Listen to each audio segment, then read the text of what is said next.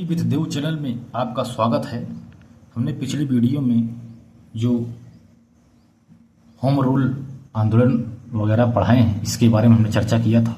आज हम देखते हैं जो भारत शासन अधिनियम 1919 में आया था, मॉन्टेग्यू चेम्सफोर्ड की सुधार के नाम से इसको जाना जाता है। इसको आज देखते हैं इसकी भूमिका क्या है। सबसे पहले पार्लियामेंट सुधार जो आया 1909 ईस्वी में जो आया था वह मुस्लिमों के लिए पृथक निर्वाचन मंडल लेके आया था, जिससे कांग्रेस असंतुष्ट थी। 1911 में दिल्ली दरबार में बंगाल विभाजन रद्द कर दिया गया, इससे मुस्लिम लीग असंतुष्ट थी। अलीगढ़ मुस्लिम विश्वविद्यालय बनाने पर सहमति नहीं बनी, इससे भी मुस्लिम लीग असंतुष्ट थी।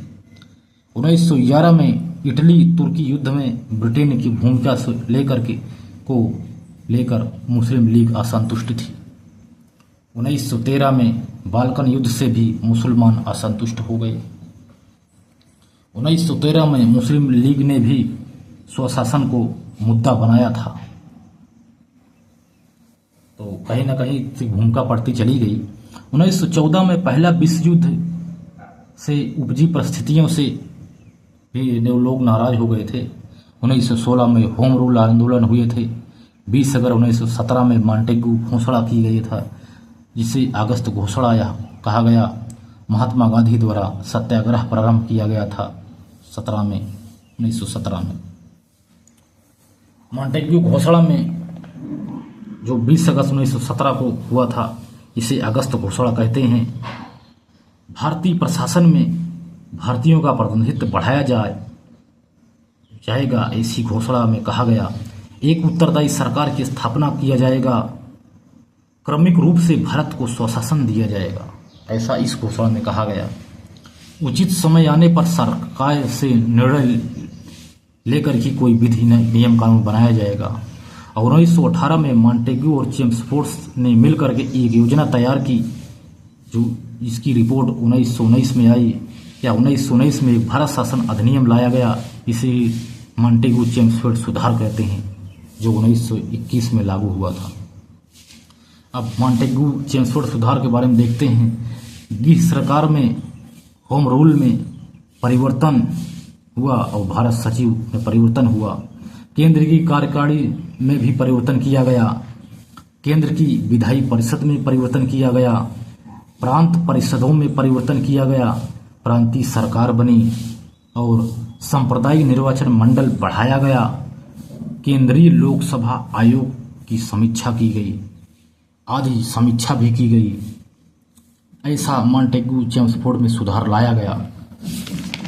इसके बाद भारत सचिव, भारत का सचिव था, भारत सचिव के अधिकारियों में परिवर्तन देखने को मिला, जिसमें इनकी शक्तियों में कमी मिली देखने को। भारत सचिव के अधिकारियों में परिवर्तन, शक्तियों में कमी की गई, तथा भारत मंत्री, जो भारत की मंत्री परिषद में 8 से 12 सदस्य होंगे और इनका कार्यकाल 5 साल होगा, ऐसी घोषणा किया गया। 1/2 सदस्य दीर्घकालिक भारतीय क्षेत्र में बने रहे होंगे। जो सदस्य भारतीय क्षेत्र में रहे हैं दीर्घकालिक, वही सदस्य बनेंगे। भारत सचिव का वेतन भारतीय राजस्व से नहीं दिया जाएगा, अब अंग्रेज देगी। एक नए पद भारतीय उच्चायुक्त का सृजन किया गया, जिसे भारतीय सचिव की मदद से किया गया था। और क्या किया गया इस घोषणा में? केंद्र की कार्यकारिणी में सुधार किया गया। वायसराय की कार्यकारिणी परिषद में 3 सदस्य भारतीय रखे गए। शिक्षा, स्वास्थ्य, श्रम एवं व्यापार। शिक्षा में एक भारतीय सदस्य, स्वास्थ्य के, श्रम व व्यापार का। केंद्र और राज्य में बंटवारा किया गया। केंद्र सूची में राष्ट्रीय महत्व के विषय रखे गए, वित्त, राजनीतिक संबंध, विदेशी, डाक, तार आदि। और प्रांत में स्थानीय स्वशासन रखा गया, जो शिक्षा, स्वास्थ्य संबंधित था। शेष मामले जो किसी सूची में वर्णित नहीं है, उन पर केंद्र का अधिकार है।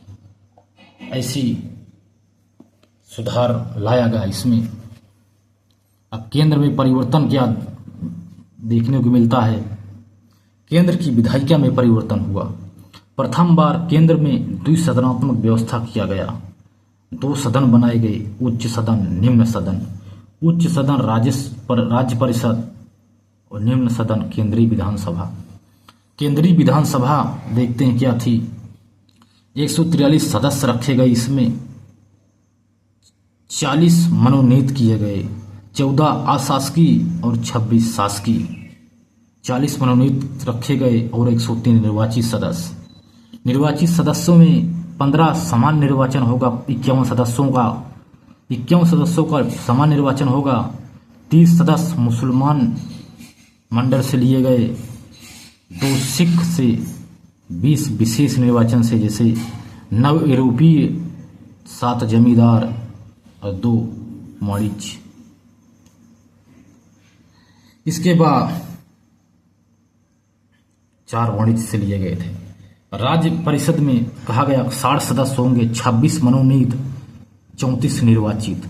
जो निर्वाचित होंगे इसमें 20 समान निर्वाचन से, 10 मुस्लिम निर्वाचन से, और जो 3 हैं यूरोपीय विशेष निर्वाचित से, यूरोपियन होंगे जो विशेष निर्वाचन होगा जिसका, और 1 सिख को लिया गया था, ऐसा इस घोषणा में कहा गया। तो इस प्रकार राज्य परिषद के लिए कुछ शर्तें रखी गई थी इस सुधार में। जो मॉन्टेग्यू चेम्सफोर्ड सुधार है, इसमें शर्तें रखी गई। राज्य परिषद के लिए शर्तें, महिलाओं को अनुमति नहीं थी इसमें, मताधिकार सीमित था, 10,000 रुपये वार्षिक आय हो जिनकी, और 750 रुपये जो भूमि कर देता हो, वही राज्य परिषद के लिए इनके लिए शर्तें थी। ये चुना गया इनको।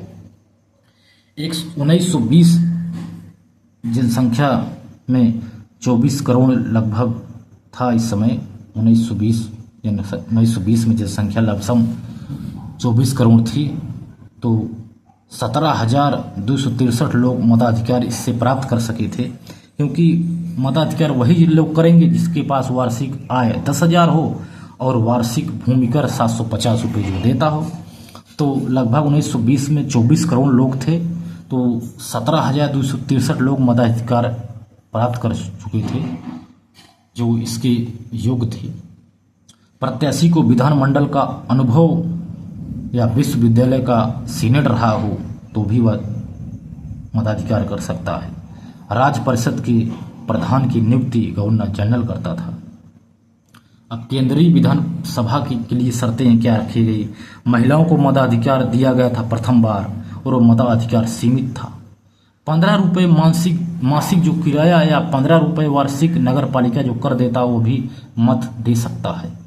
50 रुपये वार्षिक भूमि कर था इसमें, और 2,000 रुपये पर कर दे रहा है जो वो भी कर सकता है। 1920 में 19 लाख लोग मताधिकार इसमें प्राप्त किए थे। केंद्रीय विधानमंडल के सदस्यों की कुछ शक्तियां हैं जिस पे हम चर्चा करते हैं।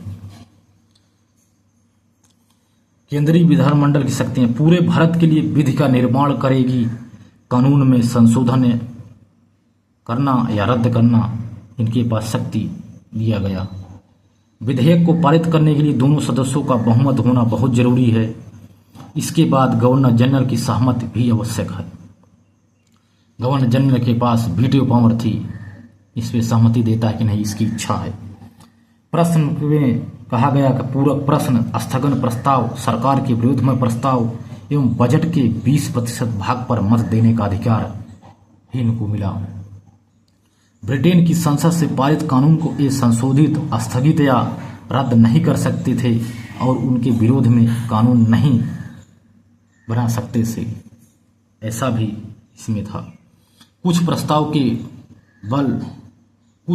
केवल गवर्नर जनरल की पूर्व सहमति से रखे जा सकते हैं। गवर्नर जनरल 6 माह के लिए अध्यादेश जारी कर सकता था, ऐसा इसमें कहा गया।